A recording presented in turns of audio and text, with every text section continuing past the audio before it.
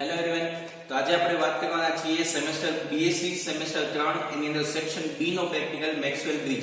બરાબર, આ પ્રેક્ટિકલનો હેતુ એવો છે કે મેક્સવેલ બ્રિજની મદદથી આપેલ ગૂંચળાનું ઇન્ડક્ટન્સ ગોતવું અથવા તો આપેલ ઇન્ડક્ટરનું ઇન્ડક્ટન્સ ગોતવું. તો આપણી પાસે અહીંયા એક ઇન્ડક્ટર છે. બરાબર, આ ઇન્ડક્ટરનું આપણે ઇન્ડક્ટન્સ ગોતવાનું છે.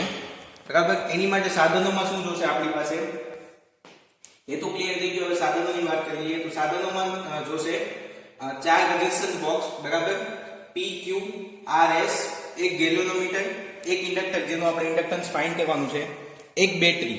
એટલી વસ્તુ ડીસી બેલેન્સ માટે છે. બરાબર, આમાં પ્રેક્ટિકલની અંદર બે પાર્ટ છે, એક ડીસી બેલેન્સ અને એક એસી બેલેન્સ. તો ફર્સ્ટ ડીસી બેલેન્સ માટે વસ્તુ જોશે.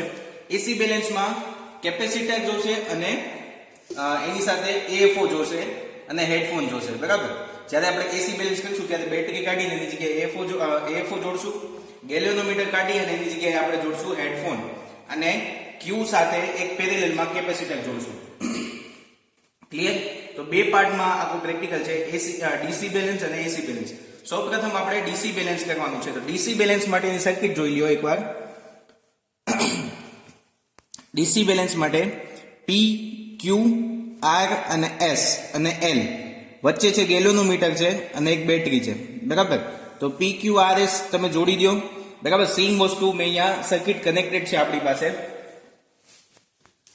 આ છે P Q R અને S, આ આપણું L ઇન્ડક્ટર, આપણું ગેલ્વેનોમીટર અને આપણી બેટરી. ઓકે, તો આટલું સેટઅપ રેડી છે. સર્કિટ આકૃતિમાં દર્શાવ્યા મુજબ જોડેલી છે. હવે રીડિંગ લેવા માટે આપણે સૌપ્રથમ ડીસી બેલેન્સ કરવું પડશે. એટલે ડીસી બેલેન્સ માટે પાવર ઓન કરું છું. જેવું જ તમે પાવર ઓન કરશો એટલે ગેલ્વેનોમીટર તમને ડિફ્લેક્શન દેખાડશે. બરાબર, તો હવે તમારે ફર્સ્ટ રીડિંગ લેવા માટે P અને Q માંથી 100 ઓહમ કાઢવાના છે. બરાબર, P માંથી 100 ઓહમ, Q માંથી 100 ઓહમ કાઢવાના છે. ઓકે, P માંથી 100 ઓહમ અને Q માંથી 100 ઓહમ કાઢવાના છે. S માંથી 50 ઓહમ કાઢવાના છે. બરાબર, આ આપણું S છે રેઝિસ્ટન્સ બોક્સ. S માંથી 50 ઓહમ કાઢવાના છે. બરાબર, S માંથી 50 ઓહમ અત્યારે મેં કાઢ્યા છે. આંખમાંથી એવી વેલ્યુ કાઢવાની કે જે ગેલ્વેનોમીટર છે એનું ડિફ્લેક્શન 0 થઈ જાય. બરાબર, તો આંખમાંથી એવી વેલ્યુ કાઢવાની કે ગેલ્વેનોમીટરનું ડિફ્લેક્શન છે 0 થઈ જાય. બરાબર, તો હું સ્ટાર્ટ કરું છું. ઓકે, તો આંખમાંથી એવી વેલ્યુ કાઢું છું કે ગેલ્વેનોમીટરનું ડિફ્લેક્શન છે 0 થઈ જાય. બરાબર, તો આંખમાંથી આપણે ઓકે, આ વધી ગયું થોડું. બરાબર,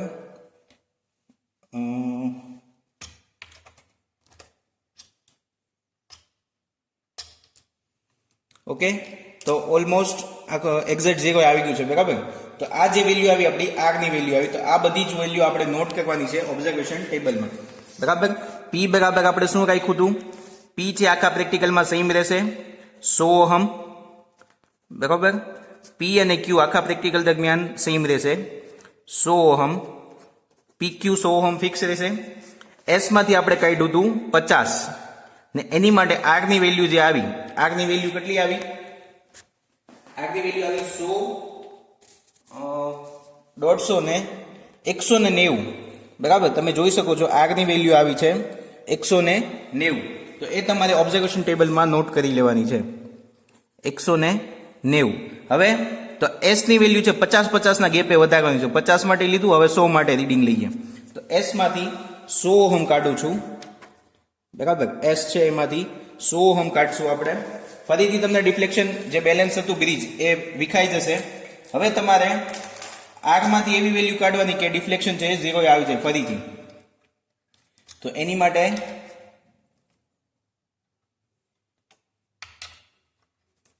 આપણે રીડિંગ લઈએ.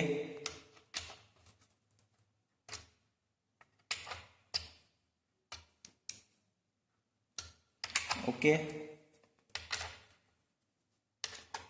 બ્રિજ બેલેન્સ કરવાનું છે. ઓકે, તો આ થઈ ગયું આપણું ડીસી બેલેન્સ. બરાબર, બેલેન્સ થઈ ગયું છે બ્રિજ.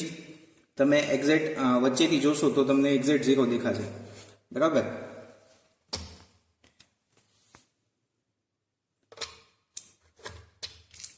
ઓકે, તો એક્ઝેક્ટ 0 આવી ગયું છે. હવે તો આ છે 200, 250 અને 5 એટલે કે 255.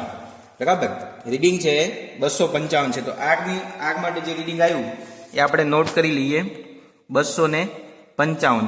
સેમ જેમ એ રીડિંગ લીધા બરાબર એવી જ રીતે તમારે એસ માંથી હવે 150 કાઢવાના છે બરાબર. 150 માટે ફરીથી તમારે બ્રિજ બેલેન્સ કરવાનું છે. બ્રિજ બેલેન્સ કરવા માટે આગમાંથી વેલ્યુ કાઢતું જવાનું છે બરાબર. જો અહીંયા શું છે કી બધી કમ્પ્લીટ થઈ ગઈ છે બરાબર. તો હવે મારે શું કરવાનું, આ બધા થઈને 100 થાય છે તો અહીંથી 100 ની એક કી કાઢી લઉં અને બાકીની બધી કી નાખી દઉં છું. ઓકે, સો બ્રિજ છે બેલેન્સ થઈ ગયું છે બરાબર. તમે જોઈ શકો છો બ્રિજ બેલેન્સ ઓલમોસ્ટ બરાબર. તો એક્ઝેક્ટ 0 છે અત્યારે બ્રિજ બેલેન્સ થઈ ગયું છે. તો આ રીડિંગ આવે છે 200, 300, 305. ઓકે, તો એસ માટે 150, એની માટે આર ની વેલ્યુ આવી 305. સેમ વે હવે એસ ના આપણે જે 3 રીડિંગ લીધા એવી જ રીતે તમારે એસ માંથી 50 ના ગેપે 10 રીડિંગ લેવાના છે બરાબર. તો એક ફેરી 200, 250, પછી 300, 350, 400, 450 અને 500. ક્લિયર? તો 50 થી લઈને 500 સુધીના 10 રીડિંગ તમારે આવી રીતે ડીસી બેલેન્સના લેવાના છે. ઓકે, તો આપણે એસ ની અલગ અલગ વેલ્યુ માટે 50 થી લઈ અને 500 સુધીના 10 રીડિંગ આપણે લીધા. આગમાંથી એવી વેલ્યુ કાઢવાની કે ડીસી બેલેન્સ થાય બરાબર. તો અહીંયા જોઈ લઈએ બરાબર. જેમ આગમાંથી એસ માંથી 50 ના ગેપે રીડિંગ લીધા છે બરાબર. 50 ના ગેપે અવરોધ કાઢ્યા છે ને એની માટે આગમાંથી એવી વેલ્યુ કાઢવાની કે ડીસી બેલેન્સ થઈ જાય બરાબર. તો આ તમારો ફર્સ્ટ પાર્ટ અહીંયા કમ્પ્લીટ થઈ ગયો. હવે તો કઈ સી ની વેલ્યુ ગોતવાની છે બટ એસી બેલેન્સ માટે. તો આ સર્કિટ તમે અત્યારે જોવો છો ડીસી બેલેન્સ માટેની છે. હવે તમારે શું કરવાનું છે, સર્કિટ ઓફ કરી દેવાની છે. આ સર્કિટ છોડી અને એસી બેલેન્સ માટેની સર્કિટ જોડવાનું. એસી બેલેન્સ માટેની સર્કિટમાં તમારે શું કરવાનું છે, ગેલ્વેનોમીટર કાઢી એની જગ્યાએ હેડફોન આવશે અને બેટરીની જગ્યાએ એએફઓ આવશે અને ક્યુ સાથે એક કેપેસિટર પેરેલલમાં આવી જશે. ક્લિયર? તો આટલો ચેન્જીસ કરી લઈએ. ચલો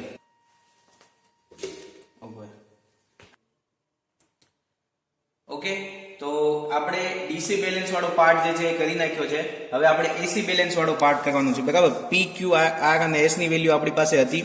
ડીસી બેલેન્સમાંથી આપણે ગેલ્વેનોમીટર અને બેટરી છે એ રિમૂવ કરી નાખી છે. હવે ગેલ્વેનોમીટરની જગ્યાએ હેડફોન આવી ગયું છે અને એની બેટરીની જગ્યાએ એએફઓ ક્યુ સાથે એક સમાંતરમાં કેપેસિટર જોડેલું છે બરાબર. તો આકૃતિમાં દર્શાવ્યા મુજબ આખી સર્કિટ વ્યવસ્થિત રીતે અહીંયા જોડેલી છે. આપણું અહીંયા આ કેપેસિટર જે ક્યુ ની સાથે સમાંતરમાં છે, આ કેપેસિટર બોક્સ છે. આ બોક્સ એ 1 થી 10 માઇક્રોફેરાડ સુધીનું છે અને આ છે 0.1 થી તમે ફ્રેક્શનમાં લેવા હોય 0.1, 0.2, 0.3 એની માટે આની સાથે સમાંતરમાં જોડી અને આખું કરેલું છે બરાબર. જ્યાં ગેલ્વેનોમીટર હતું ત્યાં હેડફોન આવી ગયું છે અને જ્યાં બેટરી હતી ત્યાં એએફઓ આવી ગયો છે જેની આવૃત્તિ ફિક્સ છે 1 કિલોહર્ટ્ઝ બરાબર. હવે ફર્સ્ટ રીડિંગ લેવા માટે શું કરવાનું, તો આપણે ફર્સ્ટ ઓફ ઓલ બેટરીને આપણે એએફઓ ને ઓન કરીએ. એએફઓ ઓન કરે એટલે તમે સાંભળી શકો છો કે હેડફોનમાં ટૂટ એવો સાઉન્ડ આવે છે બરાબર. તો આ સાઉન્ડ છે અત્યારે ફૂલ મેક્સિમમ આવે છે. આપણે ડીસી બેલેન્સ માટે જે વેલ્યુ લીધી હતી બરાબર, પી માંથી 100, ક્યુ માંથી 100, આર માંથી 190 અને એસ માંથી 50 બરાબર. તો પી માંથી 100, ક્યુ માંથી 100, એસ માંથી 50 અને આર માંથી 190 એટલે આર માંથી 190 આપણે કાઢવાના છે. તો આ થઈ ગયું આપણું ડીસી બેલેન્સ વાળું બરાબર. હવે હેડફોન ને કાનમાં રાખવાના છે અને કેપેસિટરની એવી વેલ્યુ ફાઇન્ડ કરવાની છે કે અવાજ છે મિનિમમ થઈ જાય બરાબર. તો અત્યારે હું કેપેસિટરની વેલ્યુ ચેન્જ કરું છું.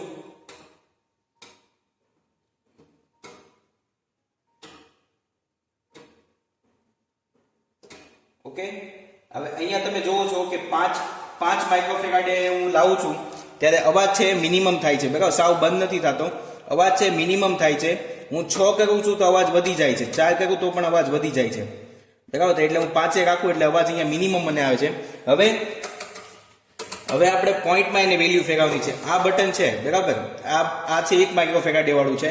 અહીંયા હું વેલ્યુ ફેરવીશ એટલે માઇક્રોફેરાડે 1 માઇક્રોફેરાડે 2, 3, 4, 5 એવી રીતે વધશે. અહીંયા હું વેલ્યુ ફેરવીશ એટલે 0.1, 0.2, 0.3 એવી રીતે ફરશે. આમાં અહીંયા હું ફેરવીશ તો 0.1, 0.2, 0.3 એવી રીતે ફરશે બરાબર. તો અહીંયા મેં ફેરવી નાખ્યું છે, અહીંયા 5 મને અવાજ મિનિમમ આવે છે. હવે હું પોઈન્ટ વાળું ચેન્જ કરું છું. ઓકે, તો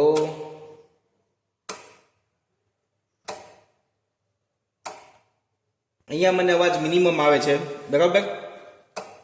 અહીંયા વધી જાય છે, તો અહીંયા અવાજ મને મિનિમમ આવે છે. ઓકે, તો આ થઈ ગયું મારું કેપેસિટર નું મૂલ્ય એસી બેલેન્સ માટે, બરાબર. શું કર્યું? ડીસી બેલેન્સના જેટલા મૂલ્ય હતા એ સેટ કરી નાખ્યા, PQRS ની વેલ્યુ સેટ કરી નાખી, અને હેડફોનમાં જે અવાજ આવતો હતો એને મિનિમમ કરવા માટે કેપેસિટરની વેલ્યુ મેં ચેન્જ કરી. કેપેસિટરમાં એવી વેલ્યુ સેટ કરી કે જેથી કરીને મને હેડફોનમાં મિનિમમ સાઉન્ડ આવે. તો કેપેસિટરનું મૂલ્ય અત્યારે જે આવ્યું એ છે, અહીંયા તમે જોઈ શકો છો 5 માઇક્રોફેરાડે અને પોઈન્ટમાં છે 4, એટલે આ 5.4 થયું, બરાબર. જો અહીંયા હજી આગળ આંકડા લીધા હોત આપણે અને કદાચ અહીંયા 5 આવ્યું હોત તો અહીંયા આ થાય 5.45, બરાબર. એટલે આવી રીતે પોઈન્ટમાં આગળ વધે. એટલે અત્યારે તમે આ રીડિંગ જુઓ તો 5.4 છે, બરાબર. 5.4. તો કેપેસિટરનું મૂલ્ય હું નોટ કરી લઉં છું, 5.4 માઇક્રોફેરાડે, બરાબર. 5.4 માઇક્રોફેરાડે થઈ ગયું છે. ઓકે, હવે તો કે હવે બીજું રીડિંગ સેટ કરવાનું. P માંથી 100, Q માંથી 100, R માંથી 255 અને S માંથી 100, બરાબર. તો S માંથી 100 સેટ કરી દઉં. PQ સેટ જ છે. R માંથી 255, બરાબર. તો 255, 250 અને 55. ઓકે, તો આ થઈ ગયું 250 અને 5, 255 થઈ ગયું. ક્લિયર? હજી હવે ફરીથી મારે ચેક કરવાનું. આને કેપેસિટરનું મૂલ્ય ફરીથી હું 0 લઈ આવું છું. અત્યારે મને મેક્સિમમ અવાજ આવે છે, હું વેલ્યુ ચેન્જ કરું છું.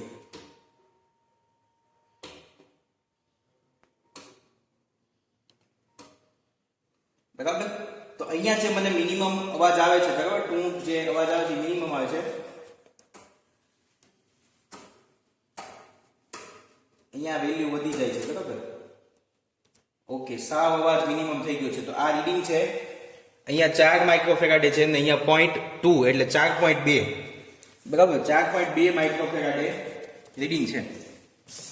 ઓકે, તો આ થઈ ગયું 4.2 માઇક્રોફેરાડે. આવી જ રીતે તમારે આ બધી વેલ્યુ સેટ કરવાની છે અને કેપેસિટરની એવી વેલ્યુ ફાઇન્ડ કરવાની કે અવાજ જે છે તમને મિનિમમ આવે, બરાબર.